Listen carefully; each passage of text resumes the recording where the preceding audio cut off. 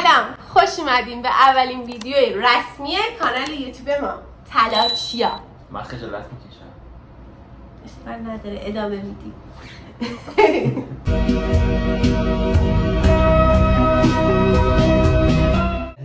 موضوع این ویدیو اینه که میخوایم یه سری زوجایی که به خاطر یه سری دلایلی طلاق گرفتن و دلایلشون رو بررسی کنیم که اگه ما بودیم طلاق میگرفتیم یا نه. میشه دفتر مشقتو بذاری کنیم؟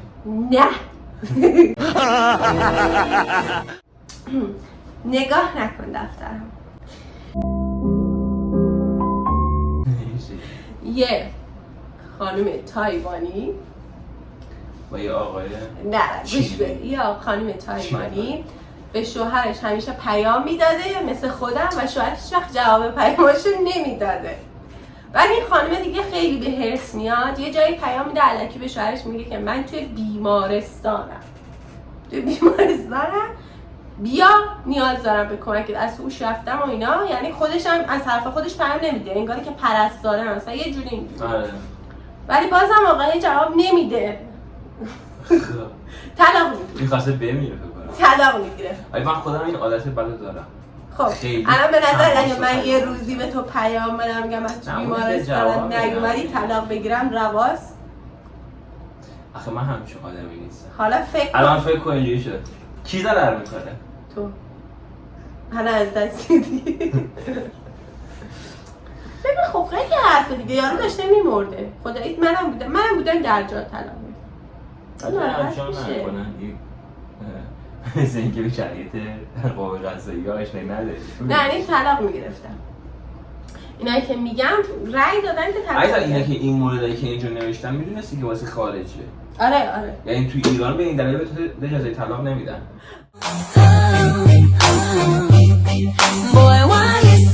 یه خانوم از شوهرش طلاق بگیره چون که شوهرش 8 هفته اصلا حموم نرفت.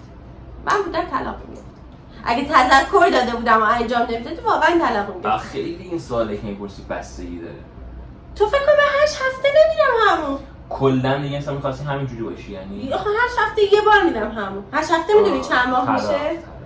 واقعا آدم طلاق میگیره. دوباره تذکر میدم انجام ندادی. چرا مثلا همچین آدمی با 8 ماه نره؟ 8 هفته. 8 هفته نره هم. نمیدونم. یه خانومی از شوهرش طلاق میگیره چون شوهرش خیلی پر حرف بوده و راز نگهدار نبوده، همه چیزا رو به خانواده‌اش میگفته. همشون میتونه منجر به طلاق بشه. حالا جدی بخوام صحبت کنم. این الان تو طلاق میگرفتی دیگه طرف دیگه. یه جای دیگه اصلا نمیشه مثلا هر حرف بزنه زدی رفت مثلا بره به یکی دیگه بگه.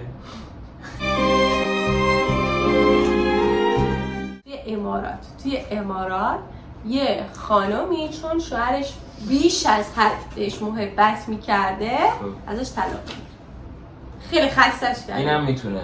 به نظر منم منطقی دیگه. بری یه جایی اگه واقعا هر چی به طرف بگی نتونی تحملش کنی منطقی دیگه. مثلا فکر کن هر روز این بوس خسته میشم. دیگه خیلی کنم. من خودم همچین مشکلی دارم. اگه دیگه بوست کردم، اگه دیگه به حالت دادم بی‌تربیت.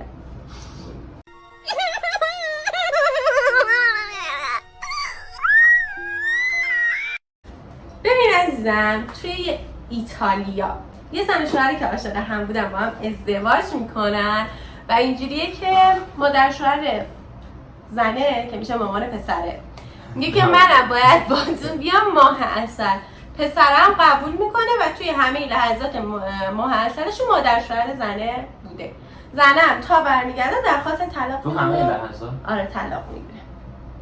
به نظر اگه تو بودی هم طلاق میگرفتی. من طلاق نمیگرفتم ولی یه دعوای خیلی سختی خودت طلاق اگه دیگه از این کارا نکنی. یکی خیلی باحاله، یه دونش دیوونه کننده است. آره دیوونه کننده است. یه آقایی خب با خانمش لاتاری ثبت نام میکنن. بعد آقای میره میبینه که خب لاتاری رو نبردن ولی ویدیو رو نگاه کن اونجا. من میدونم خیلی جذابم ولی تو باید الان بعد این آقاه میره چک میکنه ببینه نبردن. میگه بذار یه شوخی بکنم با خانمم. میان شماره لاتاری اون شخصی که برده رو میچسبونه روی یخچالشون. بعد چند روز میاد همینجوری به زنش میگه که من عجله دارم، دیشب لاتاریا رو معرفی کردن، اینم شماره لاتاری ماه، برو بزن تو سایت ببین بردیم یا نه. بعد خانم میره میزنه تو سایت میبینه ای بردن. شاید هدفش این بوده که شوخی کنه با هم بخندن، اما چه شوخی جدی شد. ولی خانم اصلا به روش نمیاره که بردن. میاد به شوهرش میگه نبردیم و میره و میگه که من میخوام ازت طلاق بگیرم، میخوام با بچه‌هام برم خونه مامانم و ازت طلاق بگیرم. آره بعد شوهره میفهمه که خانم میخواسته طلاق بگیره چون پول نداشته طلاق نگیره. خودت بودی چه حسی داشتی؟ اگه به نظرم این آزمایشو تو ایرانم انجام بدن آمار طلاق از این هم که از بالاتر میره. خانم از شوهرش طلاق میگیره چون که شوهرش همیشه موقع غذا پلچ مولوچ میکرده، هر وقت نوشیدنی میخوردن فوت میکشیده، حتی توی مهمونی‌ها توی رستوران هر جا میرفته چندین بارم بهش تذکر داده اما آقای قبول نکرده، فقط خندیده زده بودنش. کسی که رو مخت باشه مش خوردنش هم صدای خیال. نه ولی این آقای واقعا ملچه، مثلا فکر کن من همش ملچه مولوچ. آره نه رو مخ دیگه. طلاق میگرفتی؟ طلاق میگرفتی به خاطر این قضیه یا نه؟ آره. چیز رابطه مستحکمی داریم من و تو همشون آره با طلاق میگیره.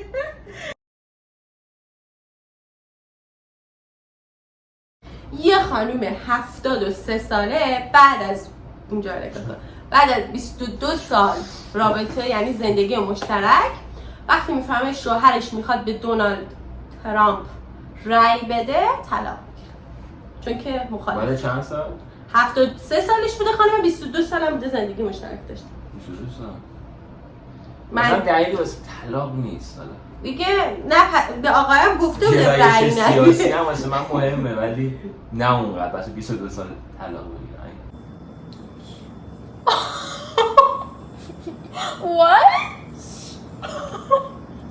توی چین یه آقایی عاشق یه خانمی میشه، خانمش خیلی خوشگل بوده، خودش هم مرد خوشگلی بوده. خب با هم ازدواج میکنن چند سال بعد عزیزم من کوک نیستم. خب با هم ازدواج میکنن یه چند سالی میگذره یه بچه به دنیا میاره، بچه زشته. بعد میگن که خب حالا حتما تو آب اجازه که زشت بوده، دوباره یه بچه دیگه به دنیا میاره خیلی زشت بوده. بعد آقای مشکوک میشه میره آزمایش دی ان ای میگیره میبینه خب این بچه خودشونه، واقعا بچه دوتاشونه، اشتباه نشده. آره نشده. چیکار میکنه؟ میره دنبال کشف این راز میگرده، میفهمه که خانومه بهش نگفته ولی عکسای قدیمی زنش هم هیچ وقت ندیده بوده. زنش بیشتر از 20 تا عمل جراحی رو صورتش انجام داده و اصلا این شکلی نبوده، خیلی زشت بوده، خیلی زشت بوده که این بچه‌ها انقدر زشته، یعنی بچه‌ها رو حال آدم برمی‌خوره. بعد الان خیلی این اتفاق خیلی هست. بعد آقای درخواست طلاق ولی من معتقدم که اون منطقی بوده. طول سگا مادر میخواد نمیشه طلاق بگیره. منطقی بوده. تو بودی طلاق میگرفتی؟ نه دیگه میگم مادر میخواد نمیشه. بچه‌ها چقدر زشت باشن. خودش خوشگله دیگه، بچه‌هاش زشت شدن دیگه. کاری نمیشه کرد دیگه، بچه زشته. مامانه که خوشگله. الان خیلی هستن که بچه دار شدن بچه‌شون زشته. ولی مثلا نانسی رو دیدی؟ اجرا؟ آره دیدی بعد دخترش چقدر زشت بوده؟ نه دخترش مثل قبل از خیلی هم زشت نیست. من نانسی دنبال نمی‌کنم. کی دنبال می‌کنی؟ حالا ولی جدی میگه زنه خوشگله، خب بچه‌هام زشتن، طلاق بگیری بچه‌ها خوشگل نمیشن که. خیلی هستن که مثلا ازدواج کردن بچه‌هاشون مثلا خودشون خیلی زشت بودن ولی الان خوشگلن، عمل کردن زیاد. اصلا به خاطر اولین چیزی بود که طلاق نمیگیری، به خاطرش تو دنبال زیبایی نیستی اینجا. من یه بچه خجالتی هم نمیتونم با دوربین که نیستم. بچه‌ها این ویدیوی اول یادتون باشه، بعدا میفهمید کی بعدا راحت کی شروع و برونگراه، کی درونگرا و آروم. بای بای. نه خدافظی نکن، زود داری بریم. نه نکن